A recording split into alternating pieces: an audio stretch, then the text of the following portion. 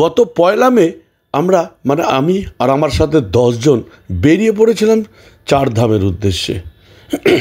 প্রথম পর্বে আমি দেখিয়েছিলাম কলকাতা থেকে হরিদ্বার আসার সমস্ত তত্ত্ব, আর তারপর সেখান থেকে ধারালি পৌঁছে এক সুন্দর রাত্রি কাটানো। আর তার পরের দিন সকালেই বেরিয়ে পড়লাম গঙ্গোত্রী ধামের উদ্দেশ্যে। দেখুন তারই সমস্ত তত্ত্ব। গুড মর্নিং, আজকে 4 মার্চ। আমরা এখন দাঁড়িয়ে আছি ধারালিতে। অসম্ভব সুন্দর একটা পরিবেশ, প্রাকৃতিক পরিবেশ, পাশ দিয়ে গঙ্গা বয়ে যাচ্ছে। কেদারকল্প কালকে রাতের রূপ দেখিয়েছি। এখন আমরা বেরিয়ে যাব গঙ্গোত্রী ধাম।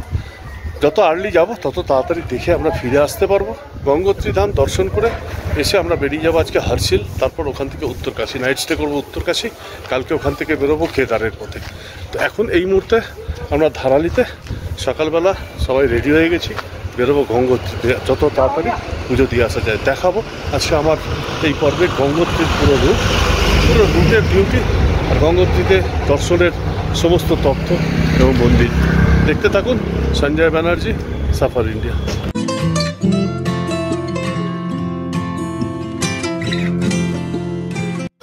উত্তরকাশী থেকে গঙ্গোত্রীর দূরত্ব প্রায় 100 কিলোমিটার।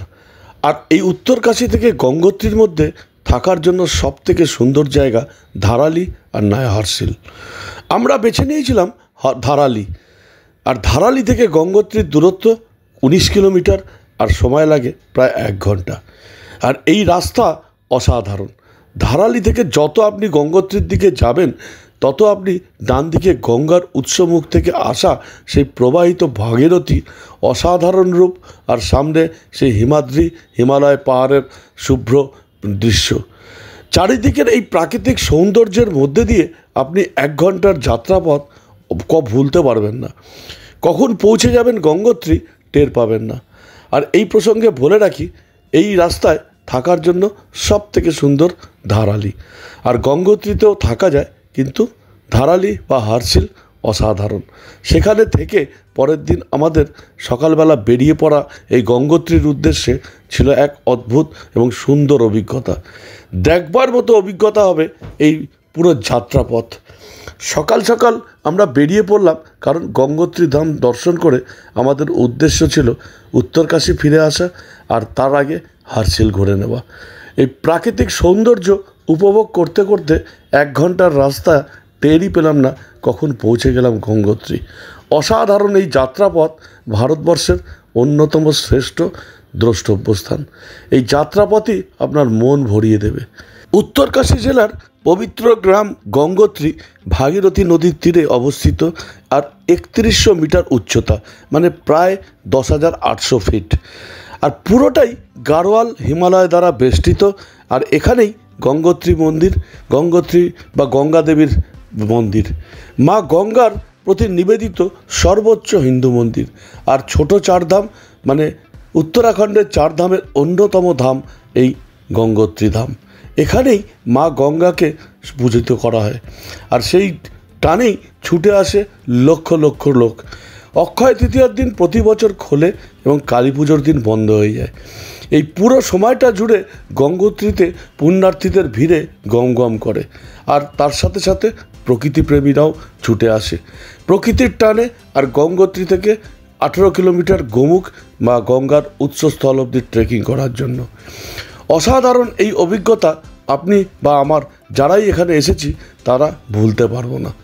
গঙ্গোত্রী ভারতবর্ষের অন্যতম সেরা দ্রষ্টব্য স্থান, আর এই রাস্তার যাত্রাপথ ভারতবর্ষের অন্যতম সেরা যাত্রাপথ।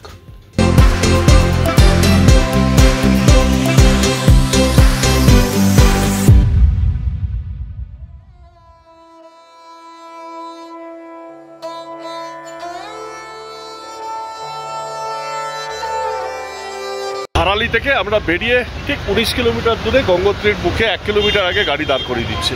এখান থেকে 1 কিলোমিটার হেঁটে যেতে হবে। অসাধারণ একটা প্রাকৃতিক সৌন্দর্যের মধ্যে দিয়ে আমরা এলাম। দুর্দান্ত। এখান থেকে 1-1.5 কিলোমিটার হাঁটতে হবে আমাদের। হেঁটে গঙ্গোত্রী মন্দিরের কাছে যেতে হবে। আগে অন্য সময় এটা যেতে দেয়, এখন যেতে দিচ্ছে না, এখানে ব্যারিকেড করে দিয়েছে। অসাধারণ একটা প্রাকৃতিক পরিবেশের মধ্যে দিয়ে আমরা ঢুকলাম। এই দেখবার মতো, চোখে না দেখলে বিশ্বাস করা যায় না। আমি দেখাই ভিউটা, পুরো গঙ্গোত্রীর ভিউটা দেখাবো। এইখান থেকে ব্যারিকেড করা দেখাই। এই যে ব্যারিকেডটা করে দিয়েছে, এরপরে গাড়ি আর যেতে দিচ্ছে না। আর এখানকার এই প্রাকৃতিক পরিবেশ দেখবার মতো। আমরা এখন এই গঙ্গোত্রী ধামের দিকে যাচ্ছি। প্রায় 1-1.5 কিলোমিটার হেঁটে এখান থেকে যেতে হবে এই রাস্তা দিয়ে। কিন্তু ঝরঝরা ওয়েদার, অসাধারণ লাগছে, কোনো অসুবিধে কিছু হবে না।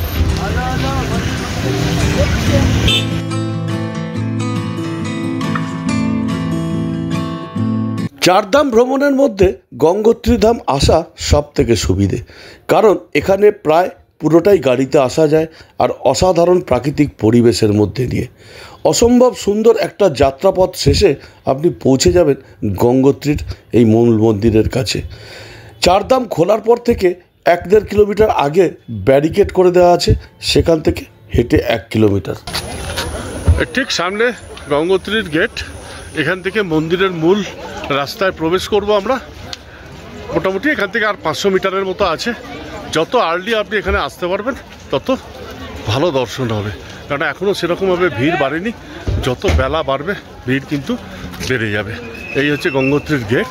এখান থেকে আমরা এন্ট্রি নেব মন্দিরের পথে। এখানে রেজিস্ট্রেশন চেক হলো।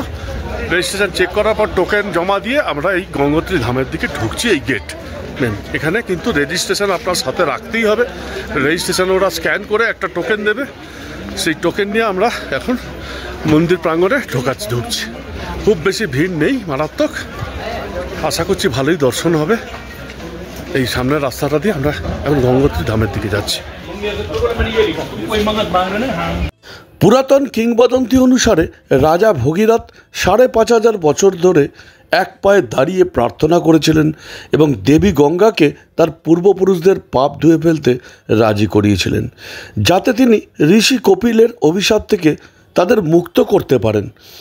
তার নিষ্ঠায় মুগ্ধ হয়ে ভগবান বিষ্ণু গঙ্গা নদীকে স্বর্গ থেকে পৃথিবীতে অবতরণ করতে দেন। কিন্তু নদীতে অস্থির প্রকৃতি আর এর ফলে যে ক্ষতি হতে পারে তার কারণে ভগবান শিবকে হস্তক্ষেপ করতে হয়েছিল। তিনি গঙ্গাকে অবতরণ করার আগে তার মাথায় আঘাত করার নির্দেশ দিয়েছিলেন।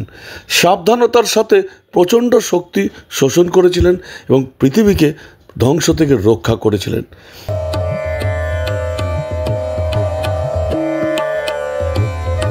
মন্দিরের সামনে এসে দাঁড়িয়েছি। গঙ্গা, এখানে গঙ্গোত্রী মূল গঙ্গা, এখানে লোকে চান করছে, এখানে পুজোও হচ্ছে। অনেকে এখানে যেমন পিণ্ডদান করে বা পুজো দেয়, সেরকম পুজো হচ্ছে। সামনে গঙ্গা বয়ে যাচ্ছে আর পেছনে মন্দির। আমরা আগে মন্দির দর্শন করবো, তারপরে গঙ্গায় জল স্পর্শ করবো এবং এই চত্বরটা পুরো ঘুরে দেখাবো। ভীষণ সুন্দর জায়গা আছে। ভিড়টাও দেখছি কমই আছে। দেখাই আপনাদের এই পুরো গঙ্গোত্রী মন্দির।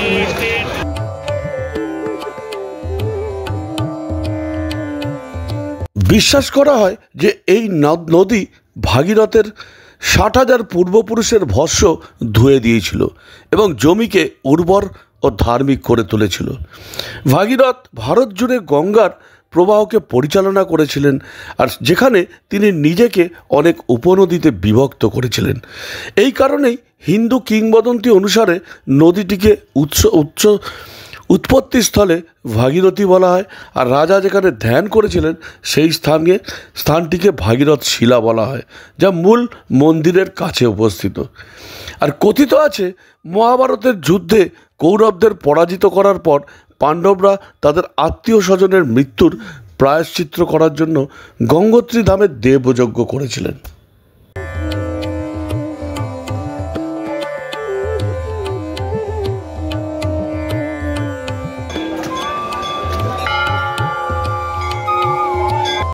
গঙ্গোত্রী মন্দিরের ইতিহাস জানতে গেলে মধ্যযুগীয় ভারতে ফিরে যেতে হয়, যখন বৈদিক দার্শনিক গুরু আদি শঙ্করাচার্য হিন্দু ধর্ম প্রচারের লক্ষ্যে উত্তরাখণ্ডের ঋষিকেশে এসেছিলেন। আদি শঙ্করাচার্য গঙ্গোত্রী ধামে গঙ্গা মন্দিরের প্রাথমিক ভিত্তি স্থাপন করেছিলেন। দেওদার কাঠের তৈরি ছোট্ট মন্দিরটি গঙ্গা উপাসকদের জন্য একটি ধর্মীয় কেন্দ্র হয়ে ওঠে। তবে 1803 সালে ভয়াবহ ভূমিকম্পে গাড়োয়াল অঞ্চলের গ্রাম ও মন্দির ধ্বংস হয়ে যায়। আর 1804 সালে নেপালি গোর্খা সেনাবাহিনী গাড়োয়াল, কুমায়ুন এবং সিরমর অঞ্চল দখল করে নেয়।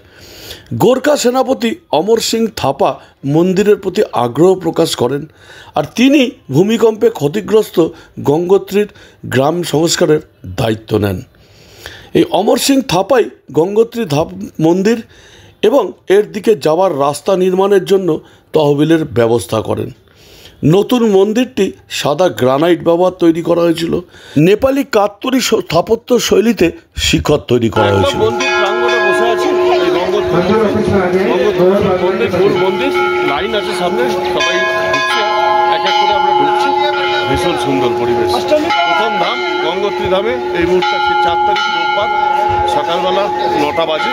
আমরা এখন গঙ্গোত্রী ধামে এক অসাধারণ মুহূর্তের অপেক্ষা। আর যারা এখানে আসবেন তাদের জন্য আমি পুরো ডিটেলস দেখিয়ে দেবো, কীভাবে যাবেন, কীভাবে ঘুরবেন। ভীষণ সুন্দর একটা পরিবেশ।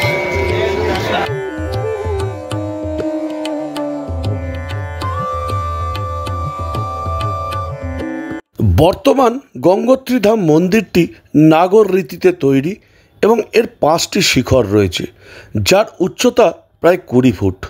মন্দিরের গর্ভগৃহটি একটি উঁচু প্ল্যাটফর্মে দেবী গঙ্গার মূর্তি দ্বারা গঠিত, যা দেবী অন্নপূর্ণা, যমুনা, লক্ষ্মী, সরস্বতী, ঋষি ভগীরথ এবং ঋষি আদি শঙ্করের অন্যান্য মূর্তির একটি সেট দ্বারা সম্পূর্ণ করা হয়েছিল। মন্দিরের শবগৃহ বা মন্দির মণ্ডপটি সামনে স্থাপন করা হয়েছে, যাতে ভক্তরা উৎসবের সময় প্রার্থনা করতে এবং একত্রিত হতে পারেন। মন্দির প্রাঙ্গণে চারধাম যাত্রার প্রচারে আদি শঙ্করাচার্যের গুরুত্বপূর্ণ অবদানের স্মরণে তার একটি মূর্তি রয়েছে। গঙ্গোত্রী মন্দির প্রাঙ্গণে হনুমান, শিব, গণেশ এবং ভাগীরথের উদ্দেশ্যে নিবেদিত আরও 4টি মন্দির রয়েছে।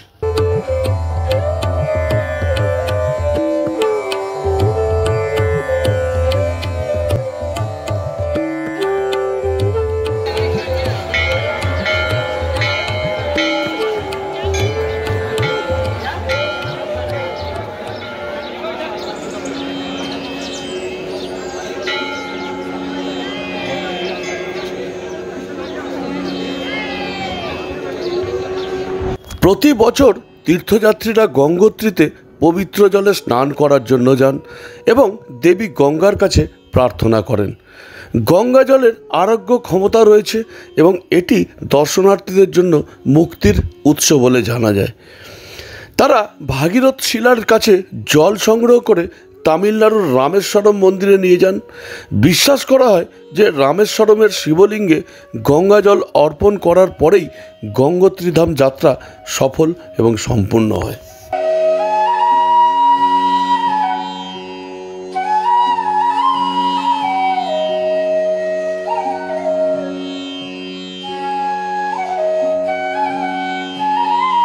প্রাচীন কিংবদন্তি অনুসারে যখন গঙ্গা নদী পৃথিবীতে অবতরণ করেছিল, তখন এটি 10টি দুর্লভ বৈদিক যোগ বহন করেছিল।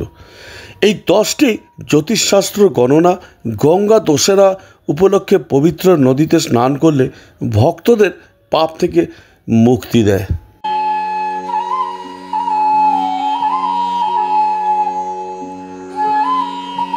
চারধাম যাত্রায় যারা আসবেন তারা চেষ্টা করুন প্রথমে গঙ্গোত্রী ধাম দিয়ে শুরু করার বা যমুনোত্রী থেকে হয়ে যমুনোত্রী ধাম ঘুরে গঙ্গোত্রী ধাম আসার, তারপরে বদ্রীনাথ, কেদারনাথ। কারণ এই গঙ্গোত্রী ধাম আসা সব থেকে সহজ এবং এখানকার প্রাকৃতিক সৌন্দর্য আপনার জার্নির প্রথম ধামই আপনাকে মুগ্ধ করে দেবে। পুরো উত্তরাখণ্ডের এই দেবভূমির সেরা অংশ এই গঙ্গোত্রী যাত্রা। গঙ্গোত্রী ধামে আসলে আর তার আশেপাশের হার্সিল, ধারালি ঘুরলে আপনার মন ভালো হয়ে যাবে। এই গঙ্গোত্রী ধামের পবিত্রতা আপনাকে মন ছুঁয়ে যাবে, আর মন্দিরের স্নিগ্ধতা আর মন্দিরের চারিদিকের পরিবেশ এতটাই মনোরম যে আপনি এখানে বেশ কিছুক্ষণ সময় কাটিয়ে তারপরে এখান থেকে বেরোন।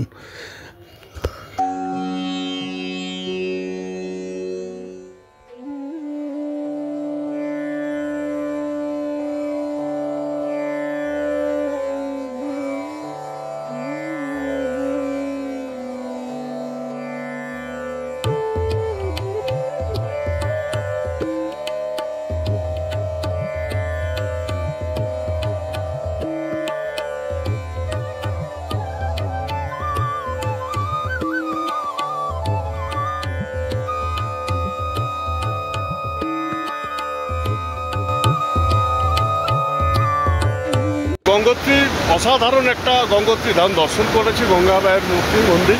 আর এখন এই ফুটব্রিজটায় দাঁড়িয়ে আছি। এই গঙ্গা মন্দিরের উল্টো দিকের ফুটব্রিজ দিয়ে একটু ক্রস করলে এখান থেকে একটুখানি গেলেই বানগঙ্গা আছে, ভীষণ সুন্দর। বানগঙ্গাটা দেখবো, আপনাদেরও দেখাবো। আর এই সোজা রাস্তা এখান থেকে মন্দিরের গা দিয়ে চলে গেছে গোমুখ। যারা গোমুখ ট্রেক করবেন তারা এই রাস্তা দিয়ে যেতে হবে। এখান থেকে প্রায় 18 কিলোমিটারের রাস্তা ট্রেক করে যেতে হবে। অসাধারণ একটা ভিউ, অসম্ভব সুন্দর একটা প্রাকৃতিক পরিবেশ, তার মধ্যে দাঁড়িয়ে আছি। দুর্দান্ত লাগছে, ঝলমলে ওয়েদার। যারা গঙ্গোত্রী ধাম ঘুরতে আসবেন তারা আর্লি মর্নিং বেরোনোর চেষ্টা করবেন এবং একটা অসাধারণ গঙ্গোত্রী ধাম দর্শন করবেন, আমরা যেরকম আজকে করলাম। চলুন দেখাই এখানকার আরও প্রাকৃতিক সুন্দর পরিবেশ।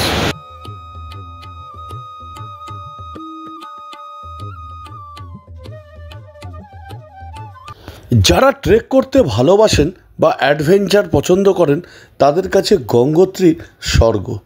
এখান থেকেই আপনি প্রায় 18-19 কিলোমিটার ট্রেক করে পৌঁছে যেতে পারবেন গোমুখ, পবিত্র ভাগীরথী নদীর উৎস। এটিকে ভারতের দ্বিতীয় বৃহত্তম হিমবাহ হিসেবেও পরিচিত। এই মে থেকে অক্টোবর এই ট্রেকিংয়ের জন্য সেরা। এছাড়াও দদিতাল গঙ্গোত্রীর কাছে আরেক জনপ্রিয় আকর্ষণ দদিতালা, তুষারাবৃত পাহাড় দ্বারা বেষ্টিত একটি আশ্চর্য হ্রদ এবং হিমালয় ট্রাউট মাছের জন্য পরিচিত। প্রায় 3200 মিটার উঁচুতে এই হ্রদটি ট্রেকারদের কাছে অত্যন্ত জনপ্রিয়। এছাড়াও আছে পাণ্ডব গুহা। গুহার অর্থ গুহা। এটি একটি প্রাচীন প্রাকৃতিক গুহা যেখানে মহাভারতের কিংবদন্তির পাণ্ডব ভাইরা গরু হত্যার পাপের প্রায়শ্চিত্ত করার জন্য কৈলাসে পর্বতে যাওয়ার পথে ধ্যান করেছিলেন বলে বিশ্বাস করা হয়। গুহায় পৌঁছানোর জন্য পাহাড়ের মধ্যে দিয়ে ট্রেকিং করতে হয় এবং পথটি সবুজ এবং মনোরম। এটা ঠিক ব্রিজটা ক্রস করে, গঙ্গোত্রীর ফুটব্রিজটা ক্রস করলেই এটা হচ্ছে সূর্যকুণ্ড। এখানেই অলকানন্দার আরেক ধারা এবং এইটাই বানগঙ্গা। ভীষণ সুন্দর জায়গা। উল্টো দিকে আশ্রম আছে, কিছু রিসোর্ট টাইপেরও আছে, আশ্রম আছে, ভালো ভালো রেস্ট হাউস আছে, গেস্ট হাউসও আছে অনেকগুলো। উত্তরাখণ্ড ট্যুরিজমেরও এখানে থাকার ব্যবস্থাও আছে। এইটাই হচ্ছে বানগঙ্গা সূর্যকুণ্ড, দুর্দান্ত জায়গা।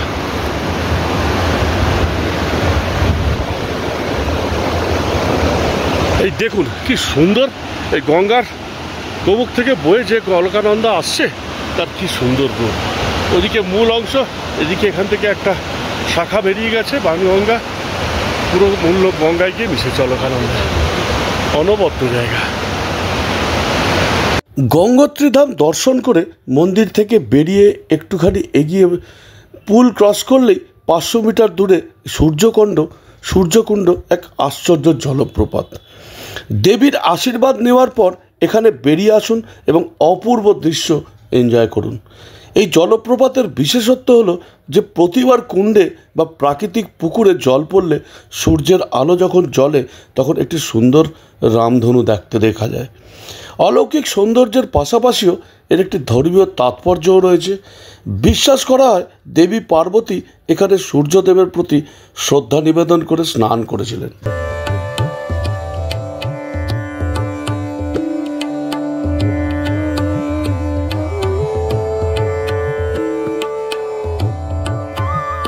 সকাল সকাল ধারালি থেকে বেরিয়ে প্রাকৃতিক সৌন্দর্যের মধ্যে দিয়ে এক অসাধারণ যাত্রাপথ করে এই গঙ্গোত্রী ধাম আসা আর এক সুন্দর মনোরম পরিবেশে মা গঙ্গার দর্শন।